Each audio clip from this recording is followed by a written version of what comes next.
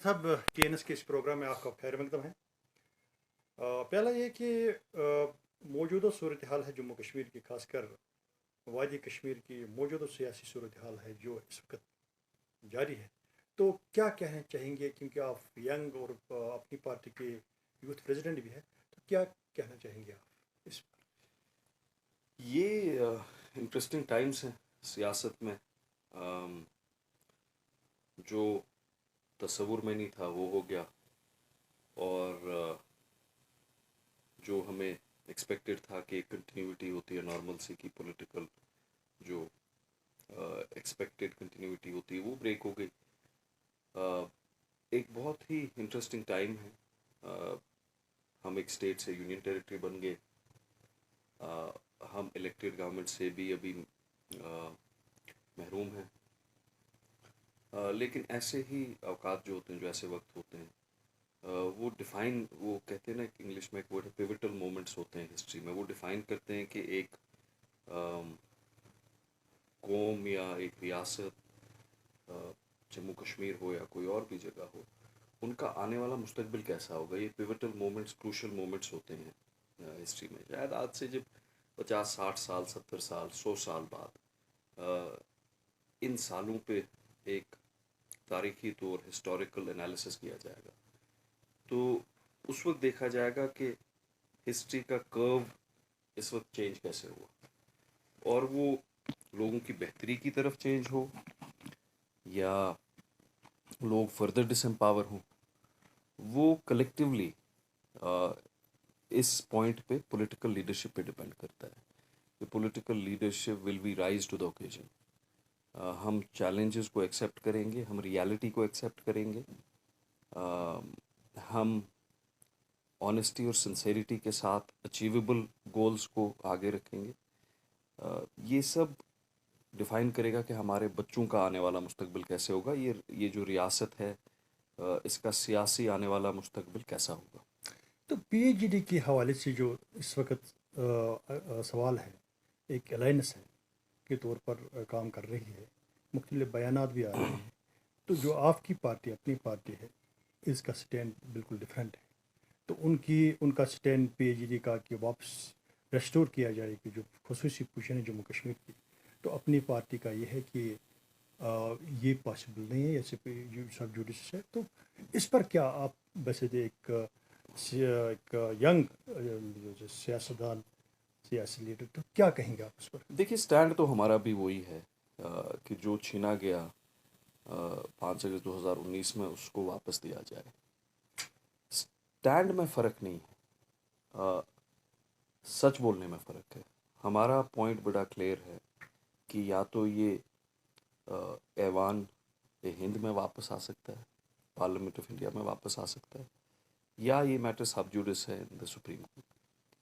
न ये डीडीसी मेंबरान वापस ला सकते हैं, न ये बीडीसी मेंबरान वापस ला सकते हैं, न पंचायत मेंबरान ला सकते हैं, न एमएलए हजरात ला सकते हैं जब वो बनेंगे।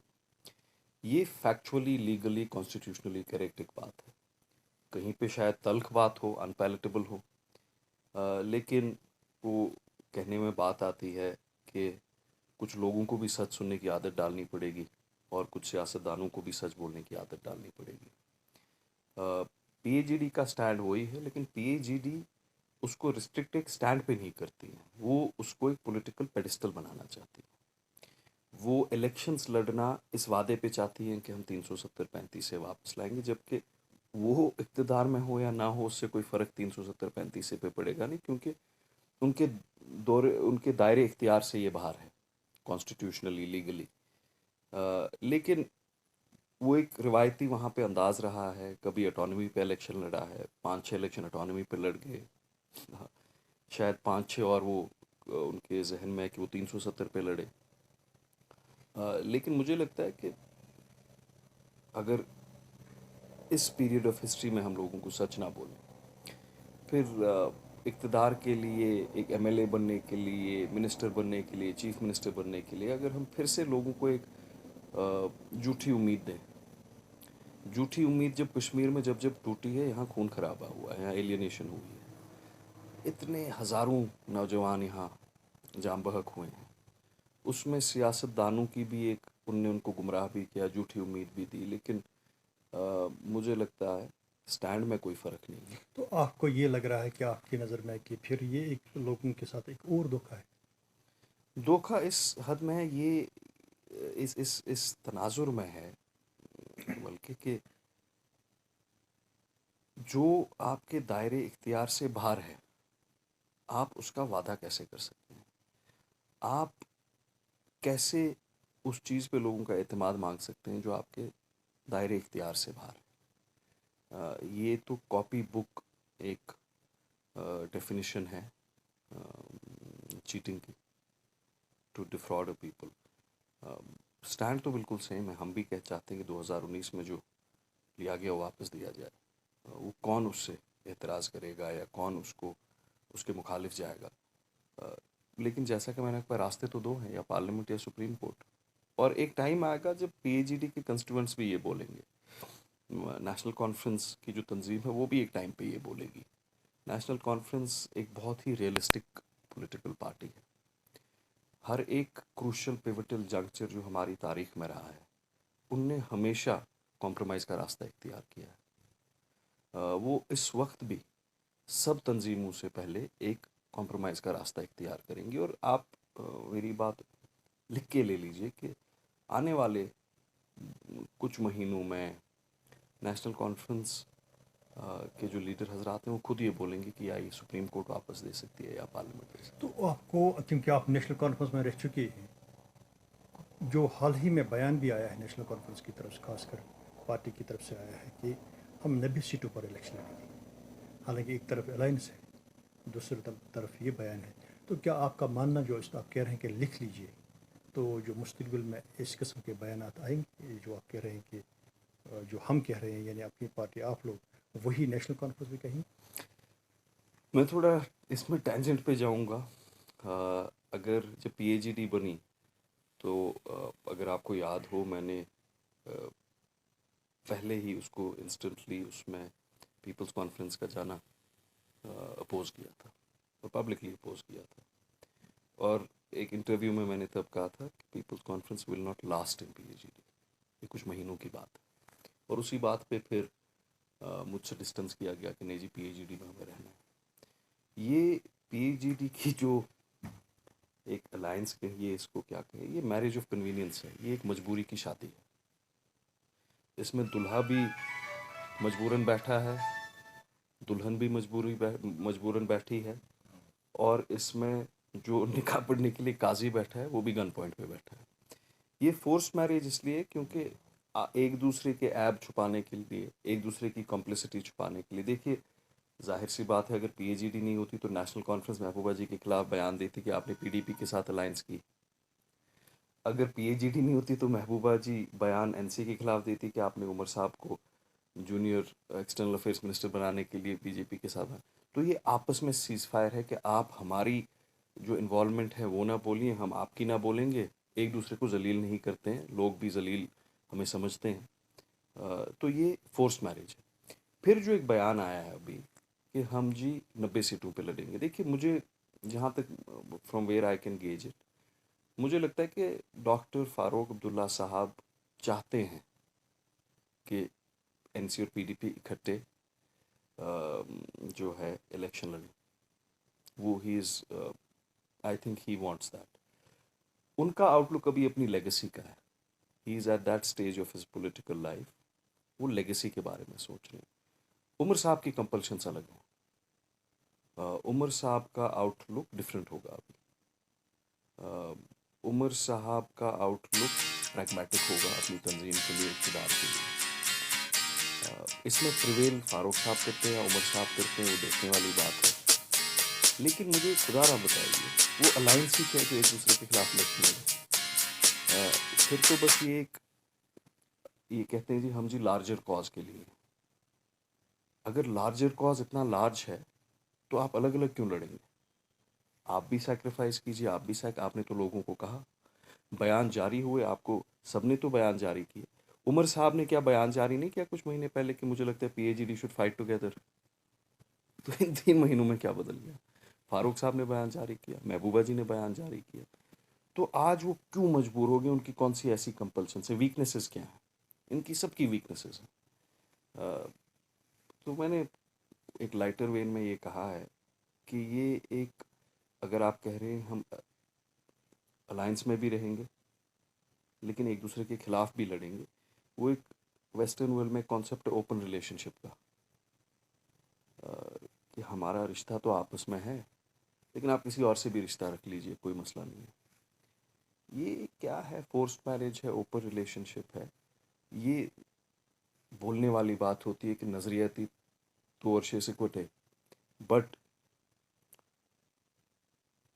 इलेक्शन फील्ड में हम एक दूसरे के खिलाफ कीचड़ उछालेंगे।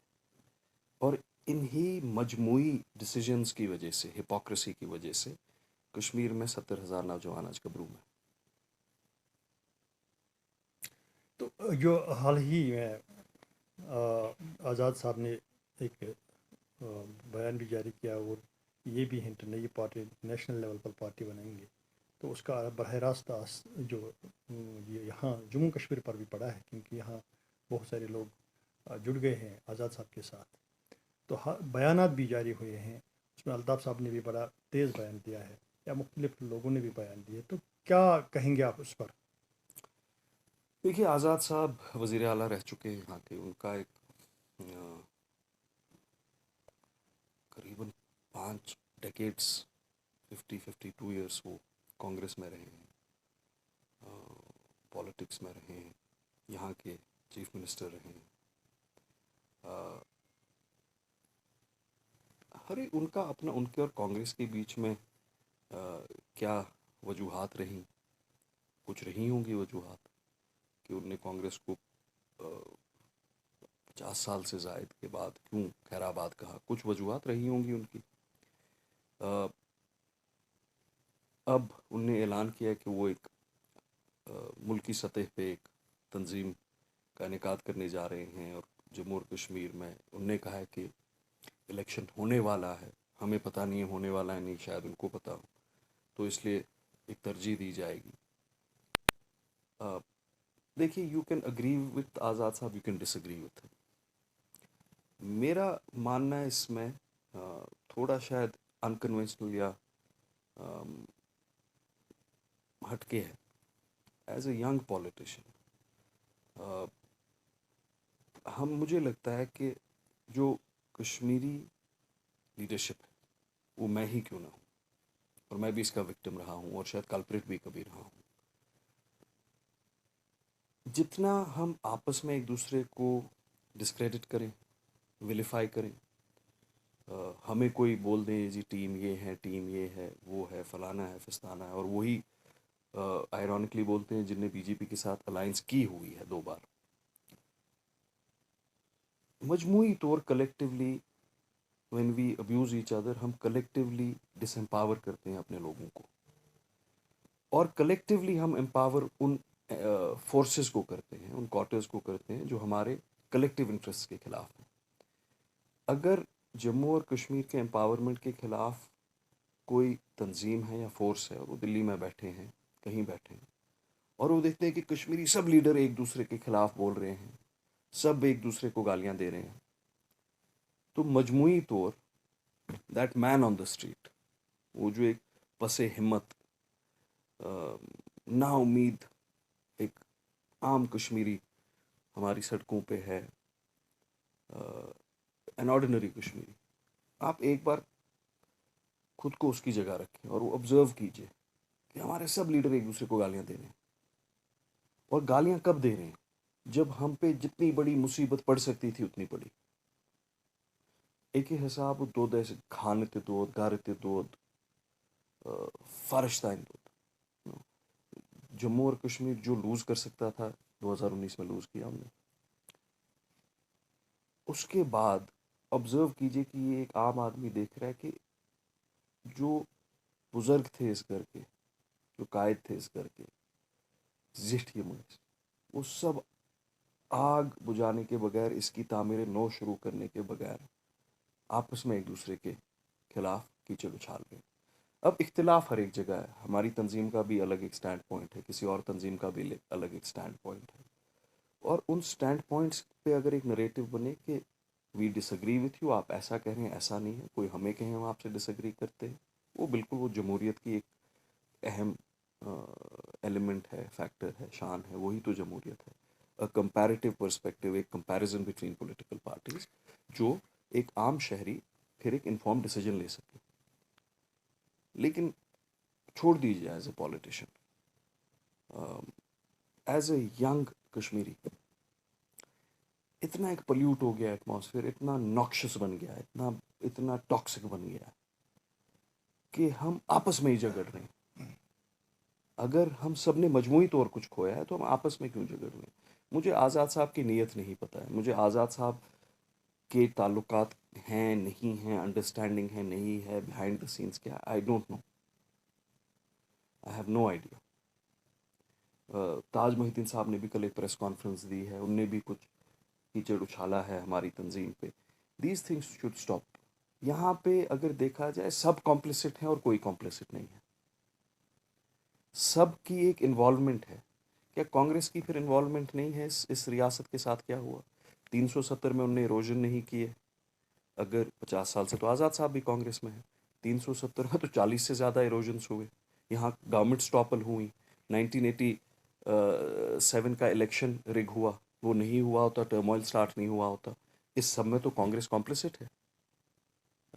तो कोई दूध का धुला यहाँ पे नहीं, एवरीबडी हैज़ एन इन्वॉल्वमेंट। ये बड़ी एक चेकर्ड हिस्ट्री रही है। तो मेरी गुजारिश सबसे रहेगी, बड़ी मोदबाना गुजारिश एज अ यंग कश्मीरी, कि अगर एक नया एक अफसाना शुरू करना है, we have to start a new chapter for the people of Kashmir, थोड़ी बुर्दबारी और मैग्नानिमिटी के साथ हमें लोगों में अगर आज अपनी क्रेडिबिलिटी रखनी है, हमें आपस में ही गालियाँ देनी बंद कर देनी चाहिए। जब अपनी पार्टी वजूद में आ गई, तब से ये टैग लगा रहे हैं कि ये बीजेपी की बी टीम है। अब आज़ाद साहब की पार्टी में वजूद आने वाली है तो उसको ए टीम कहा जाता है, तो क्या कहेंगे इस पर? देखिए, कांग्रेस की जो स्टेट इंचार्ज है, मैं कल उनका कुछ पढ़ रहा था, उनने कहा है, उनने भी ये कहा है कि वो जी ए टीम है, ये जी बी टीम है। अगर कोई एक ऐसी तंजीम है जिसको कश्मीर की मुसीबतों पे एक कमेंट्री करने का हक नहीं है, वो कांग्रेस है। जो कांग्रेस ने जम्मू और कश्मीर के साथ किया है, वो बीजेपी अभी शायद 100 सालों में ना कर पाए। यहाँ का फसाद, फितना और टर्मोइल तो उन्हीं की वजह से है। यहाँ की जो जान बहक नौजवान हुए, उन्हीं की वजह से है, इसमें कोई शक नहीं। पीएजीडी के जो कॉन्स्टिट्यूएंट्स हैं, मेन कॉन्स्टिट्यूएंट्स दो हैं, एनसी और पीडीपी। एनसी ने भी ऑफिशियली बीजेपी के साथ अलायंस की है सेंटर में। जब ज़रूरत नहीं थी, उनके 8 एमएलए यहाँ होते थे, कोई ज़रूरत नहीं थी, कोई मजबूरी नहीं थी। मुफ्ती साहब तो शायद ये कह दें कि एक ब्रोकन मैंडेट था, हमारे 28 थे, उनके 25 थे, तो हमने बहुत सोचा लेकिन फिर करना पड़ा। जब नेशनल कॉन्फ्रेंस ने की, उस वक्त उनके 8 एमएलए थे बीजेपी के, कोई ज़रूरत नहीं थी करने की। दोनों कंस्टिट्यूएंट्स जो पीएजीडी के हैं, मेन कंस्टिट्यूएंट्स एनसी और पीडीपी, दोनों ने अलायंस की है। तो आप मुझे एक चीज़ बोलिए, जब हालात कभी ख़राब होते हैं तो पुलिस, अगर किसी कोई मुलजिम उनके नज़र में नहीं होता है, एक इलाके में कोई जुर्म होता है, तो वो पहले किसको बुला के लाते हैं? जिनकी हिस्ट्री होती है, उनको कहते हैं हिस्ट्री शीटर।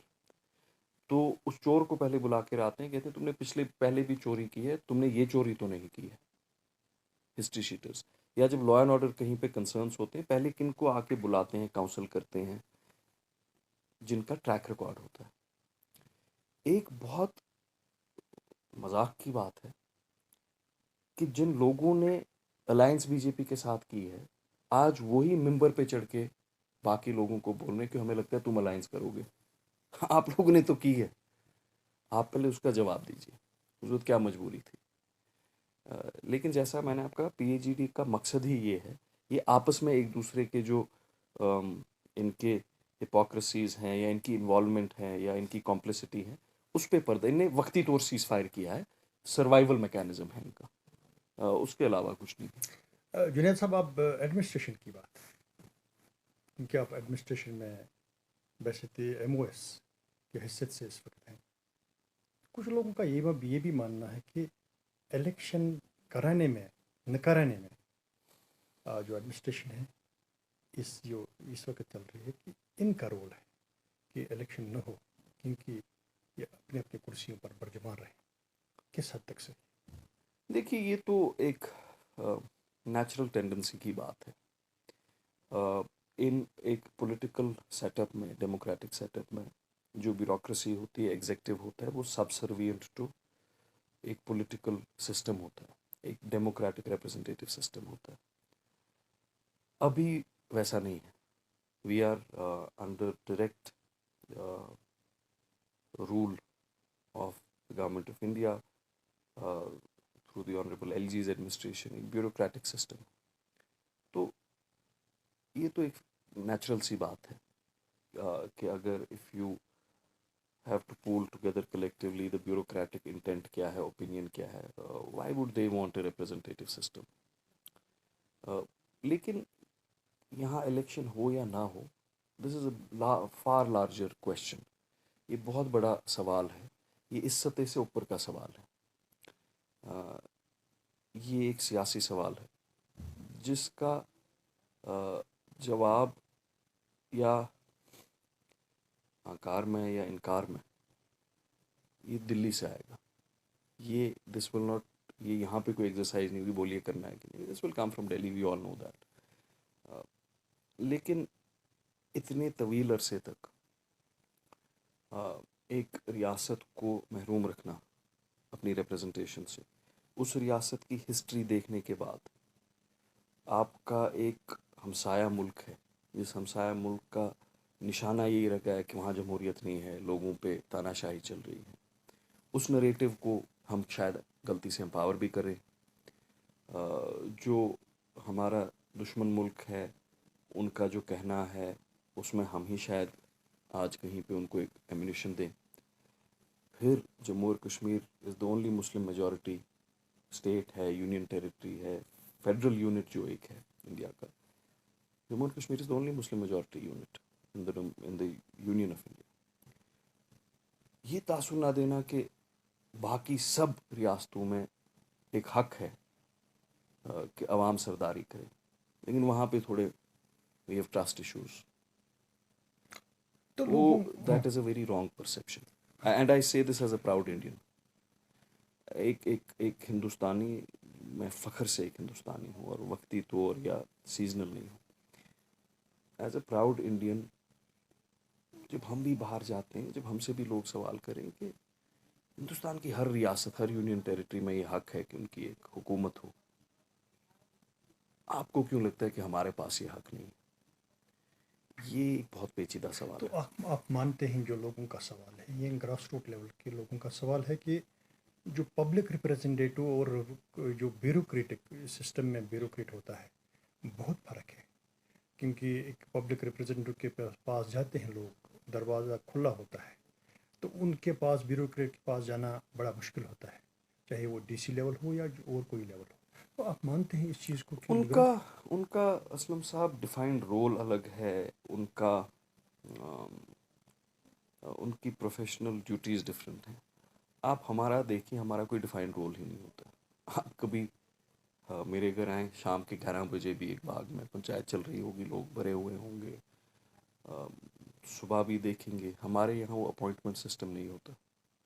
और by the very virtue of an electoral and democratic process, जो deep rooted grass roots basic issues होते हैं, by the nature of our profession we have a far better understanding of that. एक block के हल्के के मोहल्ले में हमें उस मोहल्ले का मसला पता होती है, और ये नहीं कि हम कोई अफलातून हैं। By the nature of our profession, by the nature of our activities. और अगर ये सब सच नहीं होता, फिर आज हिंदुस्तान में भी जमहूरियत नहीं होती। हमारा मुल्क, हमारे मुल्क की क़यादत आज कौन कर रहा है? एक वज़ीर आज़म कर रहे हैं जो डेमोक्रेटिकली इलेक्टेड है।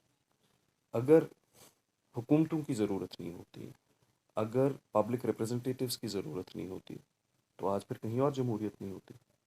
और ये सोचना, सी, the most ineffective public government, elected government, is better suited to deliver than a non-political government. तो जुनेद साहब, ये जो 3 टायर सिस्टम जो यहाँ अपनाया गया है, तो आपको लग रहा है कि वो इम्प्लीमेंट हो रहा है? चाहे पंचायत पंच हो, सरपंच हो, बीडीसी हो, डीडीसी हो, तो लोगों की क्यों डिमांड है? अगर ये सिस्टम है तो लोगों की डिमांड क्यों है कि जल्द जल्द इलेक्शन हो, जल्द जल्द हमारे रिप्रेजेंटेटिव, जबकि रिप्रेजेंटेटिव है चाहे पंच सरपंच से लेके डीडीसी तक, तो मैं किस एक न हाँ मैं एक चीज़ पहले बता दूं कि पंचायती राज इंस्टीट्यूशंस या अर्बन लोकल बॉडीज़ एक मुतबद्दिल नहीं है लेजिस्लेटिव असेंबली के। It is not an alternative system, it is a decentralize system. उसी सिस्टम का एक अहम हिस्सा ये भी है। लेकिन ये दिमाग में रखना कि एमएलए की क्या ज़रूरत है, हमारे पास तो बीडीसी, डीडीसी, सरपंच, पंच, कॉरपोरेटर और मेयर हजरात हैं, तो हमें, दैट इज़ रॉन्ग। और मैं ये एज अ मेयर कह रहा हूँ, ये मुतबद्दिल नहीं, नॉट एन ऑल्टरनेटिव। वो लेजिस्लेटिव बॉडी होती है। ये अगर टायर 3 सिस्टम है और हम कहें कि एक ही दो ही पहियों पे दो दो स्टेप्स पे ठीक है, इतना फिलहाल चल जाएगा, ये पूरे मुल्क में कुछ सोच के तो बनाया गया है ना। फिर बीडीसी, डीडीसी, सरपंच तो हर एक जगह है। सबसे रोबस्ट सिस्टम तो फिर फॉर एग्जांपल महाराष्ट्र का माना जाता है, ज़िला परिषद का। तो वहाँ पे तो फिर एमएलए ही ना होते, वहाँ तो मिनिस्टर और चीफ मिनिस्टर ही ना होते। There are different roles. इनकी एम्पावरमेंट का मसला देखिए, पोस्ट 74th अमेंडमेंट यहाँ जब इनेक्ट हुई आफ्टर 2019, तो by virtue of 74th and 73rd amendment, PRIs and urban local bodies constitutionally empower हो।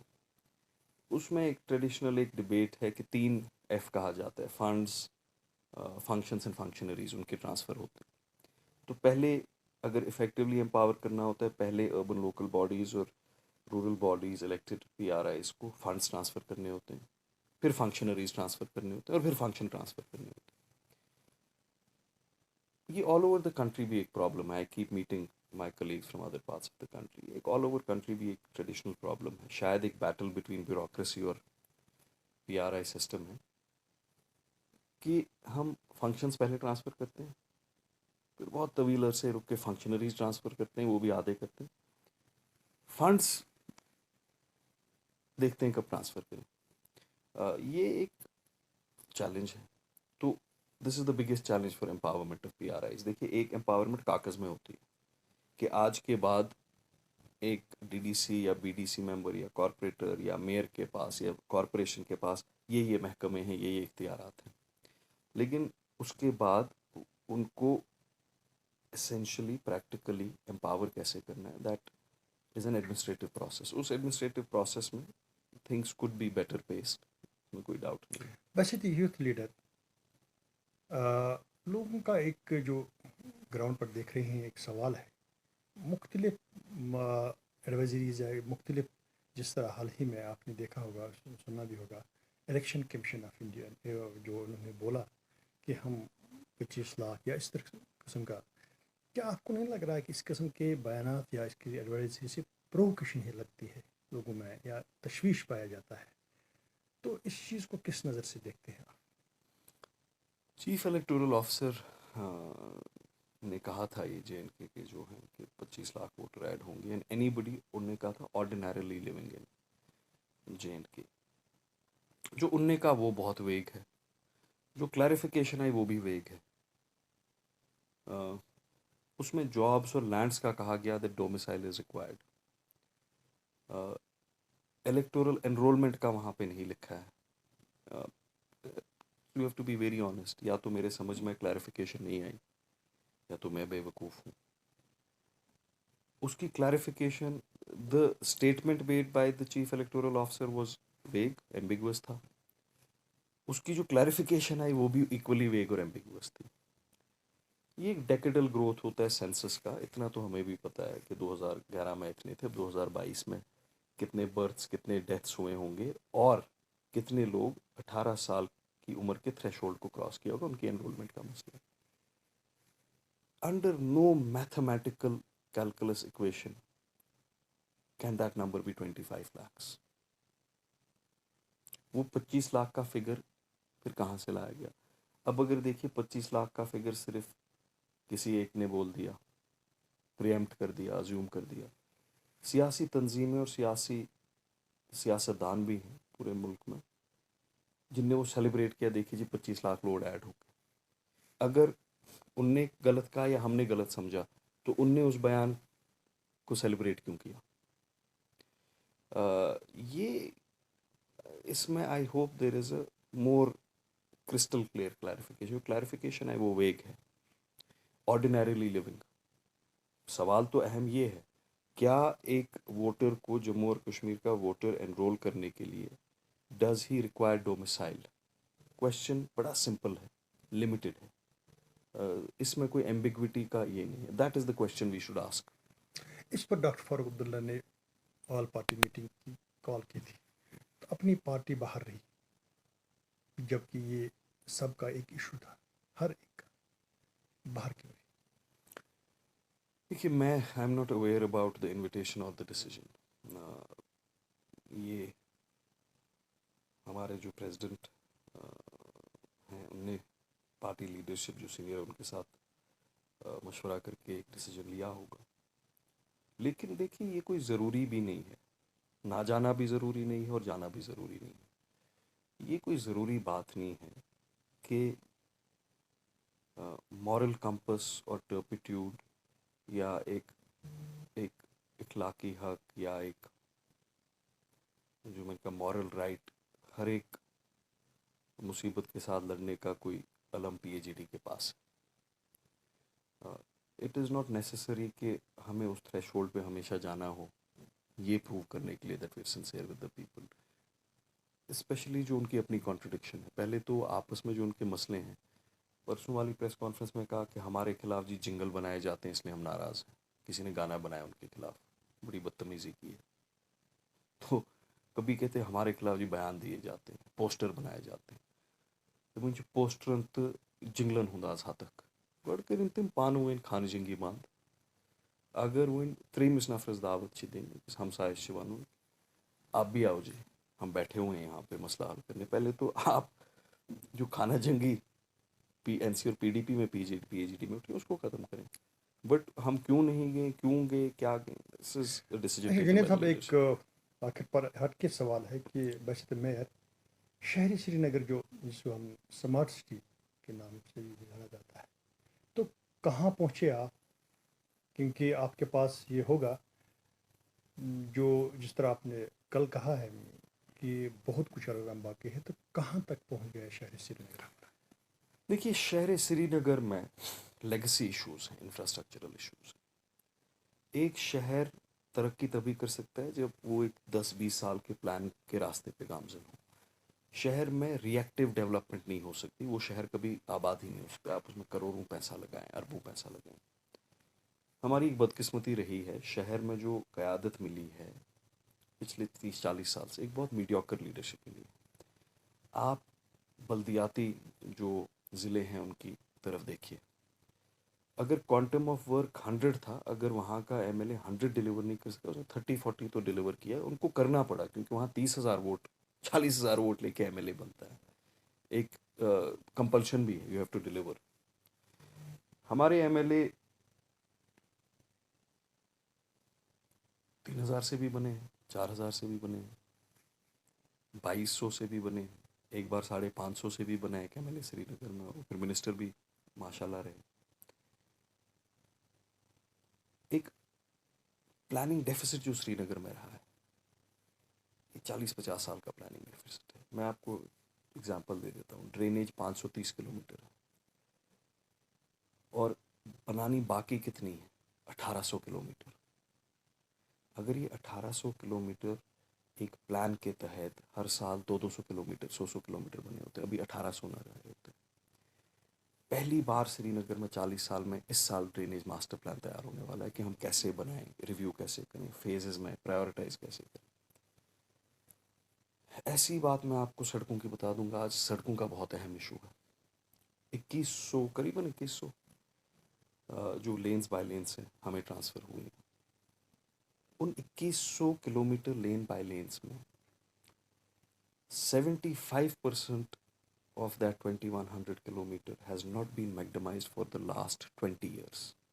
20 साल 20 साल की मैग्डमाइजेशन आप एक सीजन में कर नहीं सकते, फिर आपको स्टेट का 40% बजट लेन्स और बाय लेन्स में लगाना।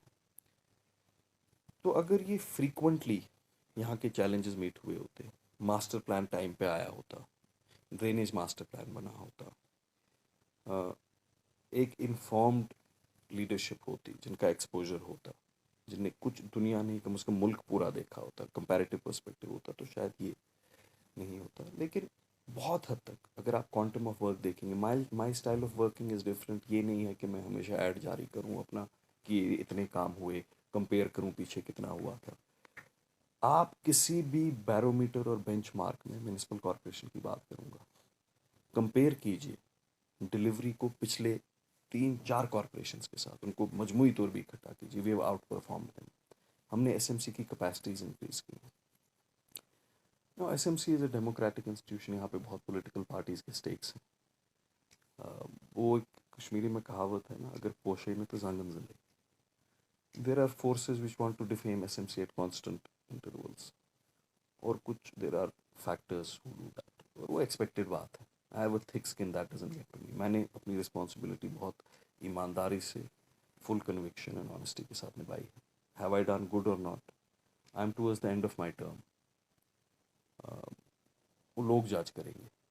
And I am very sure that the people of Srinagar will जज मी काइंडली आने वाले टाइम में, एंड जज दिस कॉरपोरेशन काइंडली। यहाँ तक स्मार्ट सिटी की बात है, स्मार्ट सिटी कोई मैजिक वॉन्ड नहीं है कि आज हम स्मार्ट सिटी बन गए, एक स्विच दब गया और दूसरे दिन हम लंदन और न्यूयॉर्क बन गए। स्मार्ट सिटी का रोल सिर्फ इंफ्रास्ट्रक्चरल नहीं, स्मार्ट सिटी का रोल है एक शहर की planning, delivery of public services, इसमें टेक्नोलॉजिकल इंटरवेंशन हो, जैसे ICCC बना है बेमना में, one of the best in the country, कि monitoring of water supply technologically हो, पावर सप्लाई टेक्नोलॉजिकली हो, स्मार्ट ट्रैफिक लाइट्स हो, CCTVs हो, स्काडा सिस्टम पे अपलोडेड हो, सेंट्रल कमांड हो। इंफ्रास्ट्रक्चरल प्रोजेक्ट्स में भी smart city doesn't come under my purview. I have an advisory role in smart city, वो डॉक्टर फारूक अब्दुल्ला साहब का भी एज मेंबर पार्लियामेंट। लेकिन ये कहना एक बड़ा ही it will be a very petty thing to do, ये कहना कि काम नहीं हो रहा है। तो काम बिल्कुल हो रहा है, वैसा काम हो रहा है, मैं वसूख के साथ कहूँगा कि मजमूई तौर उतना काम हुआ है जितना MLA ने श्रीनगर में नहीं किया। मामूली बारिशों से मामूली बारिश होती है तो पूरा शहर डूब जाता है। और ड्रेनेज सिस्टम जिस तरह आपने कहा है, तो क्या हल है फिर इसमें? देखिए, 2 हल हैं, एक मैकेनिकल है, हमने JTFRP में 59 डिवॉटरिंग स्टेशंस बनाए हैं, स्टेट ऑफ द आर्ट। अगर खुदा न खास्ता कहीं पे अर्बन फ्लडिंग का वो सूरत हाल हो, या गॉड फॉरबिड 2014 की सूरत हाल हो, we have one of the best dewatering capacities now in the entire continent. I can say that with guarantee. Srinagar में नेचुरल ड्रेनेज नहीं है, Srinagar is like a bowl, इसमें drainage has to be man made, it has to be gravitational drainage नहीं हो सकती। अब dewatering तो हमने mechanical capacity under World Bank funded project through ERA we done it.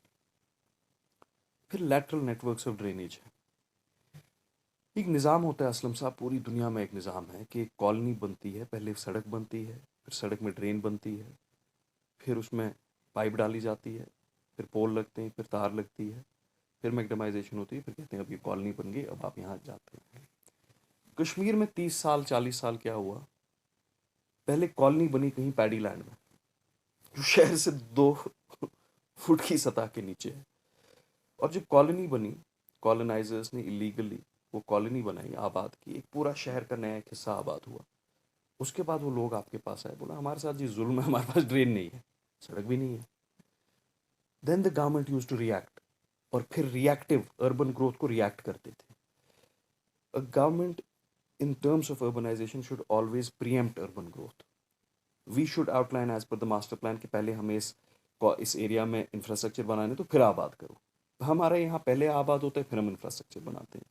That is a big challenge. Drainage का specifically your question, मैंने आपको कहा 532 किलोमीटर ड्रेनेज नेटवर्क है।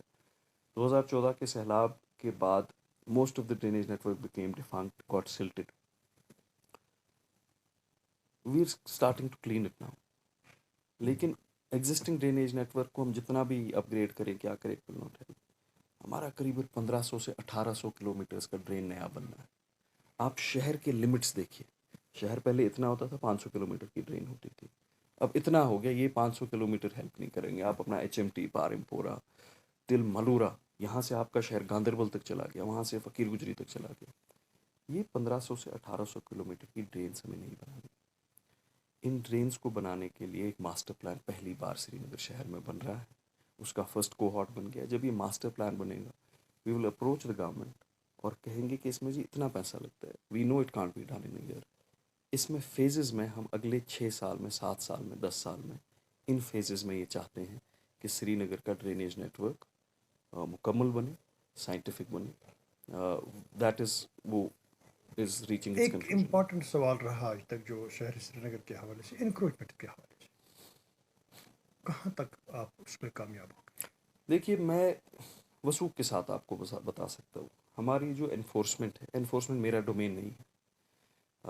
मेरे साथियों को भी शायद समझना पड़ेगा, मुझे भी एक मैंने बहुत बार बोला है, ये कहना कि एनफोर्समेंट एक पॉलिटिकल बॉडी या रिप्रेजेंटेटिव का डोमेन है, ये वैसा ही कहना है कि IPC कैसे इम्प्लीमेंट होगा, लॉ एंड ऑर्डर कैसे इम्प्लीमेंट होगा, एक मिनिस्टर या MLA डिसाइड करेगा। ये एस्टैब्लिश्ड प्रोसेस है under JNK municipal corporation act के कमिश्नर SMC, उनकी इन्फोर्समेंट टीम इन्फोर्समेंट कैसे करे। आई हैव नेवर इंटरफेयर, मेरी कोई मुदाखलत न, मेरी मुदाखलत रही है कि ये करें या ये ना करें, मेरी मुदाखलत नहीं रही है। It is against my sense of statutory propriety. हमारी इन्फोर्समेंट में एक बदकिस्मती ये रही है, जो लोग मुलव्वस होते हैं इस चीज़ में, इस बदमाशी में मुलव्वस होते हैं, जब कदगन लगाई जाती है, उनका पहला रिकोर्स होता है, वो उन्हीं अफसरों को बदनाम करते हैं जिनने कदगन लगाई। कहते हैं कि ये बेईमान है। अगर इनका नाजायज़ काम हुआ तो फिर वो बेईमान नहीं थे, फिर ईमानदार थे। मैं आपको विथ फुल अथॉरिटी बोलता हूँ, इन्फोर्समेंट का जवाब कमिश्नर साहब देंगे, but I will tell you with full authority, Srinagar शहर में स्ट्रिक्टेस्ट पॉसिबल इन्फोर्समेंट चल रही है। इस हद तक कि अब जो लोग हमें कहते थे इन्फोर्समेंट में लैक्सिटी है, वही कहते हैं आप लोगों पे जुल्म कर रहे हैं, कुछ कहीं बनने नहीं दिया जा रहा है। But for a city this big, ये समझना कि कहीं पे कोई जाके एक तस्वीर दुकान की ना उठा सके, you can't keep a person at every chowk, every lane. अगर कहीं पे कॉम्प्लिसिटी लगती है स्टाफ की, सस्पेंशंस होते हैं। 6 वार्ड ऑफिसर सस्पेंड हुए हैं अभी लास्ट वीक। ह्यूमनली अगर कहीं पे कॉम्प्लिसिटी होगी वो पनिश की जाएगी, अगर इनएडवर्टेंट एरर होगा उसको रेक्टिफाई किया जाएगा। इंक्रोचमेंट्स का जहाँ तक मसला है, गवर्नमेंट लैंड पे इंक्रोचमेंट हुई है, वक्फ के लैंड पे। अभी डॉक्टर दरकशांद राबी जी ने, she has written a letter to me formally, कि वक्फ की जनाजा गाहों पे इंक्रोचमेंट हुई है और उन्हीं रिवायती सियासतदानों ने की। मिंबर के सामने दुकान बनाए, जहाँ पे नमाज पढ़ी जाती थी वहाँ पे दुकान बनाए जनाजगाह पे। SMC is committed to remove these encroachments, but हमारा एक डिफाइंड लीगल प्रोसेस है, हम उस लीगल प्रोसेस को बाईपास नहीं कर सकते। Then the courts pull us up.